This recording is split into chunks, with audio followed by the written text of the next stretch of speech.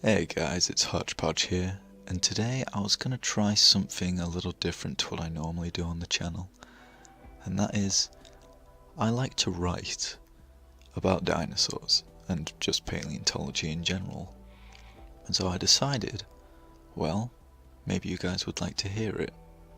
So I guess you could say this is basically me reading the first chapter of a story that I wrote a while ago. I call it Jurassic from Giant Shadows, and this is chapter 1. Jurassic from Giant Shadows, Jurassic Period, Utah, USA, 153 million years before Common Era. Chapter 1. In the midst of the night, mighty conifers stand tall, deeply rooted in the fertile soil. Numerous and widespread, they form many enormous forests across the Jurassic landscape. To those below, the branches of these trees create a seemingly endless canopy of pine leaves. Being so rich in nutrients and providing shelter for so many animals, some spend their entire lifetime in these forests. Never needing to leave, they live out their entire life cycles under the cover of the pines, under the impression the sky has been forever green. These sanctuaries are sustained by the monsoonal climate of this time. It's the beginning of the wet season, and gentle downpours have begun to slowly drench the vegetation, both high and low. Rainwater drips down from the branches of the conifers and into the soil below, quenching the thirst of a carpet of ferns and horsetails. Hidden amidst a large conifer forest, a small lake rests in the pale moonlight. The rotund water body gently reflects the light from the planetoid, shimmering in the eyes of those lucky enough to gaze upon its tranquility. A singular male Rhodinosteus rests on the bank, keeping a safe distance from the water many aquatic predators call home. Being a small frog with no specific adaptations for protection, they are vulnerable to multiple types of carnivorous fish, such as gar. This generalist approach is especially unlike its closest living relatives in this regard, as the Pipoidea superfamily of frogs, to which Rhodinosteus belongs, are known for having a variety of differing body plans to survive in today's various habitats. Curiously, Rhodinosteus shares more traits with modern unrelated frogs than those of its own family. This is not the only Jurassic generalist present at the lakeside this evening. Emerging from the conifers is a lone male Ceratosaurus, a theropod dinosaur with a distinct, fearsome, three-horned head with blades protruding from the upper jaw. His kind sport ferociously oversized teeth.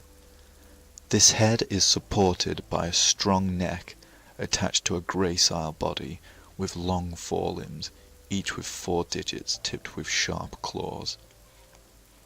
As with all theropods, however, these pale in comparison to the hind limbs. Long, slender and powerful, they are perfect for a quick getaway. Each foot features 3 weight-bearing toes and a vestigial dew claw.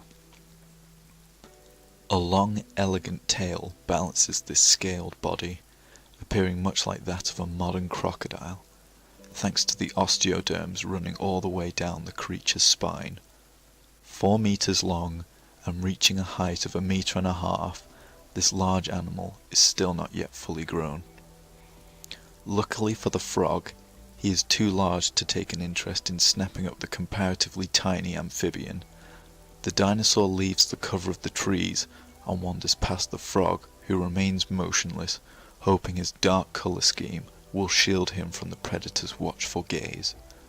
Despite his efforts, or lack thereof, the light from the full moon reflects off of his still damp skin and is caught by the Ceratosaurus. He chooses to ignore the glistening half-pint. Whilst preferring to pick away at anything washed upon the banks, if nothing is available, the carnivore will occasionally take a dip in the chilly water. Unlike many of its tetanurans theropod contemporaries, Ceratosaurus's tail is not reinforced by strong tendons, allowing its tail to have greater lateral undulation by comparison. Similar to that of its distant relatives, the Ceratosaurus uses its tail as a rudder, like a crocodile. Keeping his head above the surface, his 3 horns resemble the dorsal fins of a shark. Its streamlined body design allows it to cut through the water effectively, granting it a unique niche and hunting style in an environment of fierce terrestrial competition.